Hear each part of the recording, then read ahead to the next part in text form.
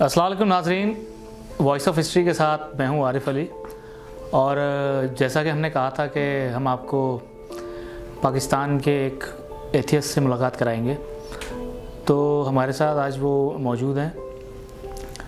और इसके साथ मैं आपको बताता चलूं कि दुनिया में हर 10 में से 8 लोग किसी न किसी मज़हब को मानने वाले होते हैं। तो इस तरह दुनिया में कई अरब लोग आबाद हैं, उनमें से अरबों लोग जो है किसी न किसी मज़हब को मानते हैं, लेकिन उनमें कुछ लोग ऐसे भी हैं जो किसी मज़हब पे ईमान नहीं रखते, जो इवन ये भी समझते हैं कि खुदा का कोई वजूद ही नहीं है दुनिया के अंदर, और दुनिया जो है वो ख़ुद ब खुद किसी बिग बैंग से के जो ना वो ज़रिए बन गई है और इस तरह सब कुछ चल रहा है। और कुछ लोग ये समझते हैं कि खुदा तो है, लेकिन अब ये सब कुछ खुदा ने बना दिया है, लेकिन ये सब कुछ अब उसके कंट्रोल में नहीं है। तो पाकिस्तान के एक एथियस्ट हमारे साथ मौजूद हैं। वैसे वो होते यूरोप में हैं, लेकिन आजकल पाकिस्तान आए हुए हैं। तो हमने सोचा कि क्यों ना उनसे बात की जाए और पूछा जाए कि पाकिस्तान में उनकी कम्युनिटी के कितने लोग यहाँ पे और मौजूद हैं, और उनका मकसद क्या है, उनके अकायद क्या हैं, उनका अक़ीदा क्या है, आखिरत पे क्या ईमान है उनका, अच्छाई बुराई में कैसे फ़र्क करते हैं, रिश्तों में कैसे फ़र्क करते हैं। इसीलिए आज यहाँ मौजूद हैं, उनसे बात करेंगे। और आपको भी जो आपके भी कुछ सवालात होंगे, ज़ाहिर है, जो आप लोगों ने करने होंगे, जो पूछने होंगे, कुछ जहन में चीज़ें होती हैं, मेरे भी दिमाग में कुछ चीज़ें थी जो मैं चाहता था कि क्लियर करूँ, कि आज मुझे मौका मिला है। तो आइए अपनी बातों का सिलसिला शुरू करते हैं और मैं उनका आपके साथ इंट्रोडक्शन कराता हूँ। कैसे हैं आप? बिल्कुल ठीक ठाक। आप सुनाएं, कैसी सेहत तबीयत है? बिल्कुल ठीक ठाक, अल्लाह का शुक्र। पहले तो बहुत शुक्रिया कि आपने हमें टाइम दिया। बहुत मुश्किल से मैंने आपको राज़ी किया आज कैमरे पे बात करने के लिए, इसके लिए मैं आपका शुक्रिया अदा करना चाहूँगा। अच्छा, पहले तो मुझे कुछ अपने बारे में बताएं, आपका ताल्लुक़ कहाँ से है और आप कहाँ रहते हैं, आपका नाम क्या है? वैसे तो जो मेरी पैदाइश है तो वो पाकिस्तान की है, लेकिन काफ़ी टाइम पहले आप ये कह लें कि 14-15 ईयर्स हो गए हैं मैं बेल्जियम शिफ्ट हो गया हूँ यूरोप विद फैमिली। तो बस नाम मैं कुछ वजूहात की वजह से नहीं बता सकता, क्योंकि जान पहचान लोग ये वो, ठीक है, क्योंकि मेरा जो अक़ीदा है वो उसे मैं अपने तक ही रखना चाहता हूँ। मैं नहीं चाहता कि इसको मैं किसी के ऊपर थोपूँ या मेरी वजह से कोई प्रॉब्लम बने, इसलिए जो मेरा अक़ीदा है वो मेरे तक ही ठीक है। अच्छा, आप किस तरह डिस्क्राइब करते हैं अपनी पर्सनैलिटी को? अगर मैं पूछूँ कि आप अगर एज ए एथियस्ट आपको अपने आप को डिस्क्राइब करना हो, तो किस तरह आप बताएंगे लोगों को एथियस्ट क्या होता है या कौन होते हैं एथियस्ट, उनका बिलीव क्या होता है, अकायद क्या होते हैं, उनके अक़ीदे क्या होते हैं? देखें, एथियस्ट जो है वो एक आप कह लें कि नॉन बिलीवर होता है 100%। वो किसी चीज़ को नहीं मानता, वो टोटली साइंस का बिलीवर होता है, ठीक है, क्योंकि साइंस में मैं खुद साइंस का स्टूडेंट था, मैंने साइंस में कहीं भी नहीं पढ़ा कि गॉड एग्जिस्ट करता है, ठीक है। खुदा का साइंस नहीं मानती है कि, क्योंकि देखें जो भी चीज़ है उसका एक एविडेंस मटेरियल है, ठीक है। खुदा एक हमारा कॉन्सेप्ट है, हमारी सोच है, ठीक है। इसके अलावा मेरा ये मानना है कि खुदा जैसी कोई चीज़ नहीं है। जो बंदा अच्छे काम कर रहा है, गरीबों की मदद कर रहा है, भूखे को खाना खिला रहा है, नंगे को कपड़े दे रहा है, मेरी नज़र में वो उसके लिए खुदा है। देखें, मेरा कोई ऐसा काम है जो नहीं पूरा हो रहा, ठीक है, मैंने बड़ी कोशिशें की, जगह जगह मैंने धक्के खाए, मेरा काम नहीं पूरा हो रहा, लेकिन अगर मेरी वही नीड कोई मुझे ऐसा बंदा मिल जाए जो मेरी वो नीड पूरी करें। सपोज़ मैंने 3-4 दिन से कुछ नहीं खाया हुआ, मुझे सख्त भूख लगी हुई है, अगर मैं मंदिर जाऊंगा, मस्जिद जाऊंगा या चर्च जाऊंगा या मैं यरूशलेम जाता हूं तो मुझे रोटी नहीं मिलेगी। मेरे लिए खुदा वही है जो मुझे रोटी देगा और मेरे पेट भरेगा। That's it. वो तो आपने सुना होगा ना कि कोई तो है जो निज़ाम हस्ती चला रहा है, तो आपको नहीं लगता कि कोई इसके पीछे, जैसे मिसाल के तौर पे बल्ब है, एडिसन ने ईजाद किया जी, अब ये तो नहीं कह सकते ना बल्ब खुद ब खुद बन गया जी जी, ये सब्जियां खुद ब खुद बन गई, ठीक है ना, या ये गाड़ियां खुद ब खुद बन के आ गई हमारे लिए। कोई तो मौजूद है ना इसका, किसी ने तो इन्वेंट किया इन चीज़ों को। तो आपको नहीं लगता कि दुनिया का भी कोई मौजूद है, कोई इसके पीछे है जिसने इसको तख्लीक किया इन सब चीज़ों को? देखें, आपका क्वेश्चन तो बड़ा अच्छा और बड़ा ऑथेंटिक और रेलेवेंट क्वेश्चन है। देखें, मैंने आपको पहले बताया कि मैं साइंस का बिलीवर हूँ। देखें, आपने बिग बैंग थ्योरी तो पढ़ी होगी, डेफिनेटली पढ़ी होगी, आप लगते तो पढ़े लिखे हैं, आप एक जर्नलिस्ट हैं, आप डेफिनेटली पढ़े लिखे ही होंगे। देखिए, बिग बैंग थ्योरी सारा कुछ सूरज था, ठीक है, वो फिर ब्लास्ट हुआ, उसके बाद क्या हुआ, हर चीज़ सेपरेट होगी, ज़मीन अलग होगी, सब कुछ अलग, फिर कुछ केमिकल एक्शन कुछ ऐसे हुआ। देखें, ये सारा एक नेचुरल है, कुदरत का बिल्कुल मतलब खुदा नहीं है, ठीक है। कुदरती अमल एक और चीज़ है और खुदा का किया हुआ काम एक और चीज़ है। देखें, हर चीज़ अलग थी, हर चीज़ सेपरेट होगी, बदल गई, चेंज हो गई, ज़मीन आ गई, फिर आहिस्ता आहिस्ता इंसान तरक्की करता गया। बस फिर ऐसे ही ये सारा एक निज़ाम से शुरू हो गया। डार्विन थ्योरी तो आपने पढ़ी होगी कि इंसान पहले बंदर था, फिर आहिस्ता आहिस्ता उसमें थोड़ा थोड़ा शऊर आता गया और वो इस तरह तरक्की करते गए। लेकिन हर इंसान, हर चीज़ किसी ना किसी के ताबे है, हर चीज़ किसी ना किसी के ताबे है। मतलब गाड़ी है, गाड़ी खुद से नहीं चल सकती। गाड़ी का मैं मालिक हूँ, जब तक मैं गाड़ी में चाबी नहीं लगाऊंगा, उसको इग्निशन नहीं दूंगा, गाड़ी स्टार्ट नहीं हो सकती। तो अगर हम देखें, अगर हम एनालाइज करें चीज़ों को, तो हमें ये पता चलेगा कि कोई भी चीज़, ये बल्ब है, ये खुद से रोशन नहीं हो सकता जब तक मैं उसको रोशन ना करूँ जी। तो आपको कैसे लगता है कि ये सब कुछ खुद चल रहा है, सब कुछ खुद बन गया है, बिग बैंग हो गया है? वो बिग बैंग था क्या? आपको ऐसा नहीं लगता कि कोई तो है जो इन सारी चीज़ों के पीछे है, जो इनको चला रहा है, इन सब चीज़ों को? कोई तो हमारा मालिक है, कोई तो ये सब कुछ देख रहा है, किसी ने तो ये सब कुछ पैदा किया है। देखें, और बहुत सारे लोग हैं जिनके साथ मैं कांटेक्ट में हूँ। देखें, आपका जिस चीज़ में इंटरेस्ट होता है ना, बिल्कुल उसी तरह आपको उस फील्ड से रेलेवेंट लोग मिलने शुरू हो जाते हैं। देखें, जैसे आपका इंटरेस्ट प्रोडक्शंस में है, जाहिर है आपकी जान पहचान के लोग भी प्रोडक्शन से ही रेलेवेंट होंगे। आप देख लें, आपके कोलीग्स, आपका उठना बैठना सब उनके साथ होगा जो प्रोडक्शन से रेलेवेंट हैं। अब देखें, जैसे मैं हूँ, मेरा भी उठना बैठना ऐसे लोगों के साथ है। इन लोगों में पाकिस्तान में बहुत ज़्यादा लोग हैं, बस कुछ डर की वजह से कि ये कहा जाता है कि मज़हब छोड़ने वाला वाजिबुल कत्ल है, ठीक है। हम इस चीज़ के ख़िलाफ़ हैं कि देखो, आप अपना मज़हब किसी के ऊपर नहीं थोप सकते। मैं आपको जितना मर्ज़ी कह लूँ कि आप ये वाली शर्ट पहने, ये वाली पहने, जब तक आप सेटिस्फाई नहीं है आप नहीं पहनेंगे। अगर मैं आपको ज़बरदस्ती पहनाऊँगा, वो आप सेटिस्फाई नहीं, आपको पहनी हुई भी अच्छी नहीं लगेगी। जब आप दिल से पहनेंगे आपको अच्छी लगेगी पहनी हुई।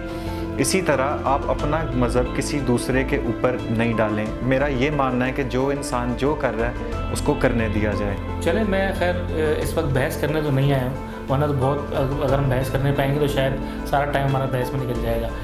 अब मैं सिर्फ जो हमारी ऑडियंस है उनको मैं ये बताना चाहता हूँ कि एथिस्ट होते क्या हैं, उनके अक़ीदे क्या हैं, उनके अक़ाइद क्या हैं। छोड़ देते हैं, हम बहस पे नहीं जाते। मैं सिर्फ आपका पॉइंट ऑफ व्यू जानने के लिए आया हूँ, मैं अपनी राय थोपने के लिए नहीं आया बैठा हूँ आपके साथ। अच्छा, मुझे ये बताइए कि मैं एक एज अ मुस्लिम, हमारा ये बिलीव है कि मैं कोई गुनाह करूँगा तो मुझे उसकी सज़ा मिलेगी, सही है ना? तो इसी डर की वजह से मैं गुनाह नहीं करता हूँ, मैं बचता हूँ गुनाह से। मैं कोई ऐसा काम नहीं करता हूँ, गलत काम, कि जिसकी मुझे आगे जाके सज़ा भुगतनी पड़े। क्योंकि हमारा तो मानना ये है कि हमें दुनिया में भी सज़ा मिलनी है और आखिरत में मरने के बाद भी, क़यामत वाले दिन और कब्र के अंदर भी उसका हिसाब होना है। तो ये डर मुझे रोके रखता है बुराई से। आप लोग एथिस्ट के अंदर ऐसी कौन सी चीज़ जो आपको बुराई से दूर रखती है? देखिए मेरे भाई, एथिस्ट होने का बिल्कुल ये मतलब नहीं है कि हम लोगों को तंग करें, हमारी वजह से लोग परेशान हों, हम चोरियां डकैतियां करें, हम जना करें, हम शराब पिएं। एथिज़म का बिल्कुल ये मतलब नहीं है। लोग यही समझते हैं कि एथिस्ट हैं। देखिए, मेरे साथ सोशल मीडिया पे बड़े लोग क्वेश्चन करते हैं कि आप तो फिर अपनी बहन से भी शादी कर लेंगे, ये वो। यार, ये किस तरह की बातें आप लोग करते हो? मुआशरा भी कोई चीज़ होती है, ठीक है। एक ही माँ के पेट से निकले हुए ऐसे नहीं कर सकते। हमारा ये मानना है कि आप किसी को तंग नहीं करें, आपकी वजह से कोई परेशान ना हो। हम ये कहते हैं कि जो खुदा ने बंदे से सवाल करने हैं। देखें, जैसे आप कह रहे हैं कि आप मुसलमान हैं, अब आप मुस्लिम कम्युनिटी में उठते बैठते हैं, आपको पता चलता है, लोग आपसे क्वेश्चन करते होंगे कि आपने नमाज़ पढ़ी, आपने रोज़ा रखा। देखें, ये वो क्वेश्चंस हैं कि ये खुदा ने बंदे से करने हैं। बंदे ने खुदा से, बंदा बंदे से नहीं पूछ सकता। ये क्वेश्चंस ऐसे हैं कि जो खुदा ने बंदे से करने हैं कि नमाज़ पढ़ी, रोज़ा रखा, आप लोगों के हिसाब से। क्योंकि मैं तो इस चीज़ का कायल नहीं हूँ, मैं तो इस चीज़ को नहीं मानता। आप गुनाह ना करें, बुरे काम ना करें, शराब ना पिएं, ज़ना ना करें, ठीक है। हम तो ये कहते हैं कि ना करें, कोई किसी को तंग ना करे। हम नहीं चाहते कि हमारी वजह से कोई डिस्टर्ब हो। मेरा जो मज़हब है वो इंसानियत है। मैं चाहता हूँ कि आपको दूसरे इंसान की मदद करनी चाहिए, इंसान से इंसान के सवाल करने चाहिए कि आप भूखे तो नहीं हो, आपको कोई परेशानी तो नहीं है, आपको मेरी मदद तो नहीं चाहिए। देखें, मैं तो इसी को मैं नेकी कहूँगा कि अगर मैं किसी के काम आ जाऊँ, इतना हो सके, जो मैं जितना बर्दाश्त कर सकूँ। उतना मैं किसी के लिए हेल्प करने के लिए तैयार हूँ। और एथिस्ट का बिल्कुल ये मतलब नहीं है कि वो ज़ना करे, वो शराब पिए, वो बुरे काम करे, वो लोगों को तंग करे, वो गालियाँ निकाले, बिल्कुल इसका ये मतलब नहीं है। हमारे अपने बिलीफ हैं कि किसी को तंग नहीं करो, झूठ नहीं बोलो, बाकी जो काम है दुनियावी भी कुछ काम है आप देख लें। आप कहते हैं कि लोगों का ये कहना है कि एथिस्ट ज़ानी है, एथिस्ट शराबी है। आप जिस सोसाइटी में रहते हैं आपके पास पड़ोस में ये काम नहीं होते हैं, आप अपने न्यूज़पेपर्स नहीं देखते हैं। आपको मैं एक और बात बताता चलूँ, पाकिस्तान के हालात जो हैं वो ओवरसीज़ लोगों को ज़्यादा पता होते हैं। अच्छा, हमें तो जो तालीमात मिली दीन इस्लाम से मिलती हैं, ज़ाहिर है वो एक बिल्कुल डिफरेंट है। अच्छाई बुराई में फ़र्क बताया जाता है, अपने तौर तरीके रहने से। बिल्कुल कोई भी मज़हब मुझे नहीं लगता कि तशद्दुद का, बुराई का प्रचार करता होगा। हर मज़हब मुझे ऐसा लगता है, क्योंकि दीन इस्लाम तो है ही उसके ऊपर के अमन व सलामती का पैगाम देता है और अच्छाई बुराई में फ़र्क करना सिखाता है। ये बातें सारी एक तरफ। मुझे ये बताएं कि जैसे मुसलमान हैं हम, जो है जब कोई मर जाता है तो उसको हम कब्र में दफनाते हैं, हिंदू जला देते हैं, और इसी तरह पारसी हैं वो उनका दूसरा एक तरीका है अपने क्या कहते हैं फ्यूनरल का। तो आप लोग क्या समझते हैं कि सही तरीका आप लोगों की नज़र में क्या है? दफनाते हैं आप लोगों के अभी मरने के बाद, या और कोई तरीका इख्तियार किया जाता है? देखें, मौशरा, मैंने आपको बताया कि अब ये ऐसा कि मौशरा, मैंने आपको बताया कि मौशरा भी कोई अहमियत रखता है। हमें मौशरे के अंदर रहने के लिए सोसाइटी के कायदे कानून मानने पड़ते हैं, ठीक है। जैसे मैंने अपना आप सारा डोनेट किया हुआ है कि मेरे मरने के बाद अगर मेरी आँखें, मेरे कान, मेरी ज़ुबान, मेरा दिल, मेरे गुर्दे, मेरा जिगर, जो कुछ भी किसी बंदे के काम आ सकता है तो वो मेरे से ले लें। मेरे जो बाकी जो टुकड़े हैं वो आप किसी घड़े में डाल दें तो मुझे कोई एतराज़ नहीं है। अच्छा, ठीक है। जैसे हम कहते हैं कि मरने के बाद जो रूह है वो आलम अरवाह में चली जाती है, रूह आपकी परवास कर जाती है एक दूसरी दुनिया में। तो हमारा मानना यह है कि कब्र में भी हिसाब किताब होता है। इसी तरह दूसरे मज़ाहिब में भी यही है कि उनका मरने के बाद एक नई दुनिया शुरू होती है। आप क्या समझते हैं कि मरने के बाद क्या होता है? देखें, जो इंसान मर गया उसका चैप्टर ख़त्म हो गया। आप जन्नत दोज़ख की बात कर रहे हैं, कोई बंदा 100% श्योरिटी नहीं दे सकता कि जन्नत दोज़ख है या नहीं है। ये सिर्फ हमारा एक कॉन्सेप्ट है। बाकी मज़ाहब में भी कहा जाता है, हिंदुइज़म में भी माना जाता है जन्नत दोज़ख को, क्रिश्चियनिटी में भी माना जाता है जो अच्छे काम करेगा वो जन्नत में जाएगा। लेकिन हम लोगों का ये मानना है कि ये एक कॉन्सेप्ट है, इसके अलावा और कुछ भी नहीं है। ये टोटली एक कंसेप्चुअल बात है। हम इसके बारे में बिल्कुल श्योर नहीं है कि जन्नत है या नहीं है, क्योंकि वहाँ से हमें ना तो कोई पैगाम आया, ना हम वहाँ पे देख सकते हैं। ये तो मरने की बाद की बात है। मेरा ये मानना है कि जो इंसान मर गया उसके लिए वही सब कुछ है, वही उसके लिए क़यामत है। ठीक है। अच्छा, अगर बात की जाए कि हर मज़हब में शादी को जो है वो एक कानूनी तौर पे बताया गया है कि अगर आपने किसी लड़की के साथ मिलना है, अपनी औलाद को आगे चलाना है, तो उसके लिए आपको शादी करनी पड़ती है। तो आपके अक़ीदे के हिसाब से क्या शादी की जाती है या करते हैं आप लोग, या बस जिसके साथ दिल मिल गया, समझ में आ गई, उसके साथ रिलेशन कर लिए? नहीं, हमारा बिल्कुल भी ये मतलब नहीं है कि फ़र्ज़ करें मैं अब एक नॉन बिलीवर हूँ, मैं किसी को नहीं मानता, तो मुझे कोई लड़की पसंद आई है, उसके साथ मेरी अंडरस्टैंडिंग हो गई है, उसके साथ मैं फ़िज़िकल होता हूँ, तो वो मेरी इज़्ज़त है, मुझे उसका ख्याल रखना चाहिए। अगर वो प्रेग्नेंट होती है तो उसके बच्चे, आपको दरअसल पता नहीं, आप यूरोप में आके देखें, उधर शादी का मेजॉरिटी में कोई कंसेप्ट नहीं है। बेल्जियम में तो आप कह लें कि कोई 20-30% लोग होंगे जो शादियां करते होंगे, बाकी ये सबको खुली आज़ादी है। जिस लड़की ने जिसके साथ रहना है, जिस लड़के ने जिस लड़की के साथ रहना है वो उसके साथ रह सकता है, खुली आज़ादी है। पौधे तो नहीं शादी करते, जानवर तो नहीं शादी करते, मेल मिलाप तो उनका भी होता है, उनके भी बच्चे होते हैं। हर इंसान जो है, जो भी जानदार चीज़ है, उसका दुनिया में आने का मकसद यही है कि वो अपनी नस्ल बढ़ाए, अपनी बेहतरी करे और अपनी बका करे। जिस तरह इवेंट हर मज़हब में मनाए जाते हैं, जैसे मुसलमानों में हज किया जाता है, ईद मनाई जाती है, बकरा ईद मनाई जाती है बड़ी, और हिंदुओं में दिवाली मनाई जाती है, और दूसरे उनके त्यौहार हैं। क्रिश्चियंस 25 दिसंबर मनाते हैं। तो आपके भी कोई इस तरह के इवेंट होते हैं? देखें, मेरा उठना बैठना मुस्लिम्स में भी है, ज्यूज़ में भी है, क्रिश्चियंस में भी है और हिंदूज़ में भी है। मैं जब हिंदुओं की बारी आती है, मेरे दोस्त यार हैं, मैं उनके साथ दिवाली भी मनाता हूँ, ठीक है। जब मुस्लिम्स की बात आती है उनके साथ मैं ईद भी मनाता हूँ।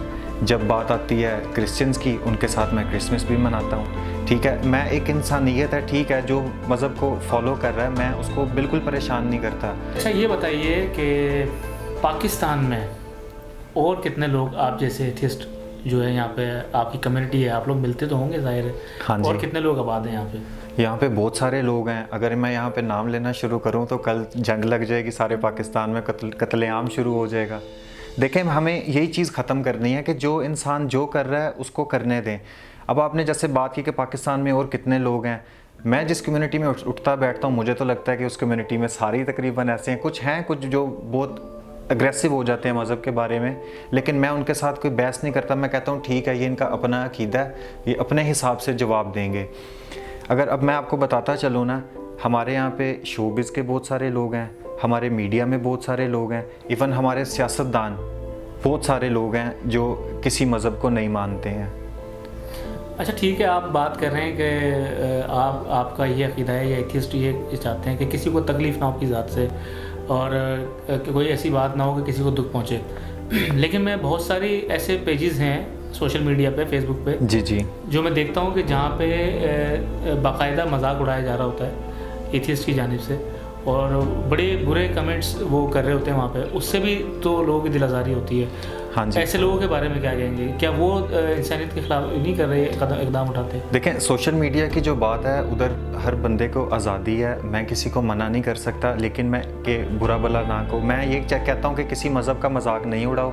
किसी ने दाढ़ी रखी है उसको दाढ़ी रखने दो, कोई नमाज़ पढ़ रहा है उसको पढ़ने दो, कोई भजन सुन रहा है उसको सुनने दो, कोई नाते कवाली जो सुन रहा है उसको सुनने दिया जाए। आप किसी दूसरे के मामले में इंटरफेरेंस नहीं करें। हाँ, अच्छे बुरे लोग हर माशरे में होते हैं। देखें, जैसे मुस्लिम्स में कुछ अच्छे भी हैं कुछ बुरे भी हैं, क्रिश्चियंस में अच्छे बुरे हैं, हिंदू में अच्छे बुरे हैं। ये एक आपके ऊपर डिपेंड करता है, ये माशरती असर होता है आपके ऊपर कि आप किस तरह से करते हैं। लेकिन ये जो लोग गालियाँ निकालते हैं मौलवियों को या पादरियों को, मेरा उनके साथ यही बात होती है कि भाई किसी को कुछ नहीं को, जो कर रहा है उसको करने दिया जाए। हाँ, लेकिन मैं इस चीज़ के ख़िलाफ़ हूँ, जना के या शराब पी के लोगों को तंग करना या लड़कियों के साथ छेड़खानी करनी, मैं इस चीज़ के सख्त खिलाफ़ हूँ।